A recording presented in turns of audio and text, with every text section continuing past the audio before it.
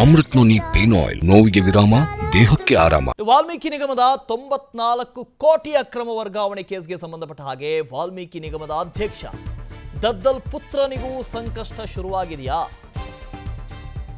ಶಾಸಕ ದದ್ದಲ್ ಪುತ್ರನಿಗೆ ಇಡಿ ನೋಟಿಸ್ ನೀಡುವ ಸಾಧ್ಯತೆ ಇದೆ. ಯಾಕಾಗಿ 4.5 ಎಕರೆ ಜಮೀನು ಖರೀದಿಯ ಬಗ್ಗೆ ವಿವರಣೆಯನ್ನ ಕೇಳಿ ನೋಟಿಸ್ ಕೊಡೋ ಸಾಧ್ಯತೆ ಇದೆ. ಮಗ ಯಾರು? ತ್ರಿಶೂಲ್ ಕುಮಾರ್ ಅಂತ. ಈ ತ್ರಿಶೂಲ್ ಕುಮಾರ್ನ ಹೆಸರಿನಲ್ಲಿ 4.5 ಎಕರೆ ಜಮೀನನ್ನು ಖರೀದಿ ಮಾಡಿ. 4.5 ಎಕರೆ. ಈ ತ್ರಿಶೂಲ್ ಕುಮಾರ್ ಯಾರು? ವಾಲ್ಮೀಕಿ ನಿಗಮದ ಅಧ್ಯಕ್ಷ ದದ್ದಲ್ ಪುತ್ರ ತ್ರಿಶೂಲ್ ಕುಮಾರ್ 4.5 ಎಕರೆ ಜಮೀನು ಖರೀದಿ ಮಾಡಿದ್ದಾರೆ ಆತನ ಹೆಸರಿನಲ್ಲಿ. ಅಧಿಕಾರಿ ಚಂದ್ರಶೇಖರ್ ಆತ್ಮಹತ್ಯೆಗೂ ಮುನ್ನ ಖರೀದಿಯಾಗಿತ್ತು.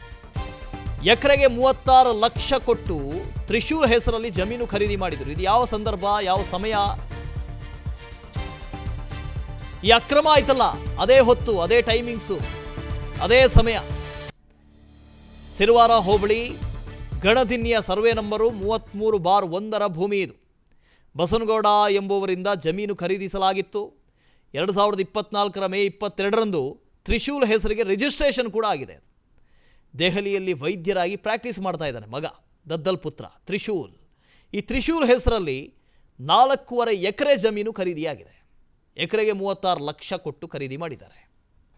ಎಕರೆಗೆ 36 ಲಕ್ಷ ಕೊಟ್ಟು 4.5 ಎಕರೆ ಜಮೀನನ್ನು ಖರೀದಿ ಮಾಡಿದ್ದಾರೆ. 36 ಲಕ್ಷ ಅಂತ ನೀವು ತಗೊಂಡ್ರೂ ಸರಿಸುಮಾರು 1,44,00,000 ಅಂತ, ಹತ್ರ 1,60,00,000 ರೂಪಾಯಿ ಮೌಲ್ಯದ ಜಮೀನು ಖರೀದಿಯಾಗಿದೆ. 1,60,00,000 ಮೌಲ್ಯದ ಜಮೀನು. ಯಾವಾಗ ಖರೀದಿ ಆಯಿತು? ಇದು ಇಡೀ ಅಕ್ರಮ ಆಯ್ತಲ್ಲ, ಅಕ್ರಮದ ಸಂದರ್ಭದಲ್ಲಿ ಖರೀದಿ ಆದ ನಂತರನೇ ಚಂದ್ರಶೇಖರ್ ಆತ್ಮಹತ್ಯೆ ಮಾಡಿಕೊಂಡಿದ್ದು. ಅವರು ಡೆತ್ ನೋಟ್ ಬರೆದಿಟ್ಟಿದ್ದು. ಆ ಡೆತ್ ನೋಟ್ನಲ್ಲಿ ಈ ಮಹಾನುಭಾವರ ಹೆಸರುಗಳನ್ನು ಉಲ್ಲೇಖ ಮಾಡಿತ್ತು. ದದ್ದಲ್ ಹೇಳ್ತಾರೆ, ಅಧ್ಯಕ್ಷರು ಹೇಳ್ತಾರೆ, ಇಡೀ ಪ್ರಕರಣಕ್ಕೂ ನನಗೂ ಸಂಬಂಧ ಇಲ್ಲ ಅಂತ. ಸಂಬಂಧ ಇಲ್ಲದೇ ಇರ್ಬೋದು, ನಮಗೆ ಗೊತ್ತಿಲ್ಲ. ಈಗಲೇ ಪ್ರೆಡಿಕ್ಟ್ ಮಾಡೋದಕ್ಕೆ ಸಾಧ್ಯ ಇಲ್ಲ. ಆದರೆ ಆ ಟೈಮಿಂಗ್ಸ್ ನೋಡಿ, ಒಂದು ಕಡೆಯಿಂದ ಅಕ್ರಮ ಆಗತ್ತೆ, ಮತ್ತೊಂದು ಕಡೆಯಿಂದ ಭೂಮಿ ಖರೀದಿ ಮಾಡ್ತಾರೆ. ಆ ದೃಶ್ಯಗಳಲ್ಲಿ ನೀವು ಗಮನಿಸ್ತಾ ಇದ್ದೀರಿ. ನಾಗೇಂದ್ರ ಅವರನ್ನು ಈಗಾಗಲೇ ನ್ಯಾಯಾಧೀಶರ ಮುಂದೆ ಹಾಜರುಪಡಿಸಲಾಗಿದೆ. ಅದೇ ವಿಜುವಲ್ಸ್ಗಳನ್ನು ನೋಡ್ತಾ ಇದ್ರಿ. ಅಲ್ಲಿ ನಾಗೇಂದ್ರ ಅವ್ರನ್ನ ಪಾಯಿಂಟ್ಔಟ್ ಮಾಡಿದ್ರೆ ಗೊತ್ತಾಗುತ್ತೆ ಅದು ನಾಗೇಂದ್ರ ಅಂತ. ನೋಡಿ, ಅಲ್ಲಿ ನಾಗೇಂದ್ರ, ಮಾಜಿ ಸಚಿವ ಬಿ ನಾಗೇಂದ್ರ ಈಗಾಗಲೇ ಇಡಿ ವಶದಲ್ಲಿದ್ದಾರೆ. ಇಡಿ ಅರೆಸ್ಟ್ ಮಾಡಿದೆ, ಬಂಧನ ಮಾಡಿದೆ. ಬಂಧನದ ನಂತರ ನ್ಯಾಯಾಧೀಶರ ಮುಂದೆ ಹಾಜರುಪಡಿಸಲಾಗಿದೆ. ಇವತ್ತು ಬೆಳಗ್ಗೆ ಬನ್ನಿ ಅಂತ ಹೇಳಿದರು, 5 ಗಂಟೆಯಿಂದ 7 ಗಂಟೆ ಒಳಗಡೆ. ಹಾಗಾಗಿ ಇವತ್ತು ಬೆಳಗ್ಗೆ 7 ಗಂಟೆ ಒಳಗಡೆ ಮ್ಯಾಜಿಸ್ಟ್ರೇಟ್ ಮುಂದೆ ಹಾಜರುಪಡಿಸಲಾಗಿದೆ. ತಮ್ಮ ಕಸ್ಟಡಿಗೆ ಕೇಳುವಂಥ ಸಾಧ್ಯತೆ ಇದೆ. ವಾಲ್ಮೀಕಿ ನಿಗಮದ 94 ಕೋಟಿ ಅಕ್ರಮ ವರ್ಗಾವಣೆ ಕೇಸ್ಗೆ ಸಂಬಂಧಪಟ್ಟ ಹಾಗೆ ವಾಲ್ಮೀಕಿ ನಿಗಮದ ಅಧ್ಯಕ್ಷ ದದ್ದಲ್ ಪುತ್ರನಿಗೂ ಸಂಕಷ್ಟ ಶುರುವಾಗಿದೆಯಾ?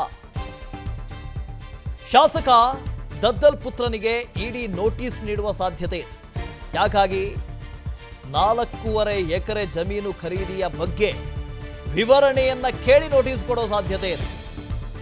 ಮಗ ಯಾರು? ತ್ರಿಶೂಲ್ ಕುಮಾರ್ ಅಂತ. ಈ ತ್ರಿಶೂಲ್ ಕುಮಾರ್ನ ಹೆಸರಿನಲ್ಲಿ 4.5 ಎಕರೆ ಜಮೀನನ್ನು ಖರೀದಿ ಮಾಡಿದ್ದಾರೆ. 4.5 ಎಕರೆ. ಈ ತ್ರಿಶೂಲ್ ಕುಮಾರ್ ಯಾರು? ವಾಲ್ಮೀಕಿ ನಿಗಮದ ಅಧ್ಯಕ್ಷ ದದ್ದಲ್ ಪುತ್ರ ತ್ರಿಶೂಲ್ ಕುಮಾರ್ 4.5 ಎಕರೆ ಜಮೀನು ಖರೀದಿ ಮಾಡಿದ್ದಾರೆ ಆತನ ಹೆಸರಿನಲ್ಲಿ. ಅಧಿಕಾರಿ ಚಂದ್ರಶೇಖರ್ ಆತ್ಮಹತ್ಯೆಗೂ ಮುನ್ನ ಖರೀದಿಯಾಗಿತ್ತು. ಎಕರೆಗೆ 36 ಲಕ್ಷ ಕೊಟ್ಟು ತ್ರಿಶೂಲ್ ಹೆಸರಲ್ಲಿ ಜಮೀನು ಖರೀದಿ ಮಾಡಿದರು. ಇದು ಯಾವ ಸಂದರ್ಭ, ಯಾವ ಸಮಯ? ಈ ಅಕ್ರಮ ಆಯ್ತಲ್ಲ, ಅದೇ ಹೊತ್ತು, ಅದೇ ಟೈಮಿಂಗ್ಸು, ಅದೇ ಸಮಯ. ಸಿರುವಾರ ಹೋಬಳಿ ಗಣದಿನ್ನಿಯ ಸರ್ವೆ ನಂಬರು 33/1 ಭೂಮಿ ಇದು. ಬಸನಗೌಡ ಎಂಬುವರಿಂದ ಜಮೀನು ಖರೀದಿಸಲಾಗಿತ್ತು. 2024 ಮೇ 22ರಂದು ತ್ರಿಶೂಲ್ ಹೆಸರಿಗೆ ರಿಜಿಸ್ಟ್ರೇಷನ್ ಕೂಡ ಆಗಿದೆ. ದೆಹಲಿಯಲ್ಲಿ ವೈದ್ಯರಾಗಿ ಪ್ರಾಕ್ಟೀಸ್ ಮಾಡ್ತಾ ಇದ್ದಾನೆ ಮಗ ದದ್ದಲ್ ಪುತ್ರ ತ್ರಿಶೂಲ್. ಈ ತ್ರಿಶೂಲ್ ಹೆಸರಲ್ಲಿ 4.5 ಎಕರೆ ಜಮೀನು ಖರೀದಿಯಾಗಿದೆ. ಎಕರೆಗೆ 36 ಲಕ್ಷ ಕೊಟ್ಟು ಖರೀದಿ ಮಾಡಿದ್ದಾರೆ. ಎಕರೆಗೆ 36 ಲಕ್ಷ ಕೊಟ್ಟು 4.5 ಎಕರೆ ಜಮೀನನ್ನು ಖರೀದಿ ಮಾಡಿದ್ದಾರೆ. 36 ಲಕ್ಷ ಅಂತ ನೀವು ತಗೊಂಡ್ರೂ ಸರಿಸುಮಾರು 1,44,00,000 ಅಂತ, ಹತ್ರ 1,60,00,000 ರೂಪಾಯಿ ಮೌಲ್ಯದ ಜಮೀನು ಖರೀದಿಯಾಗಿದೆ. ನಾವು ಸಲಹಿದ ಕೈಗಳು ನಮ್ಮ ನೋವಿಗೆ ಸ್ಪಂದಿಸಿದಾಗ ಆಗುವ ಸಂತೋಷ. ಅಮೃತ್ ನೋನಿ ಪೇನ್ ಆಯಿಲ್, ನೋವಿಗೆ ವಿರಾಮ, ದೇಹಕ್ಕೆ ಆರಾಮ.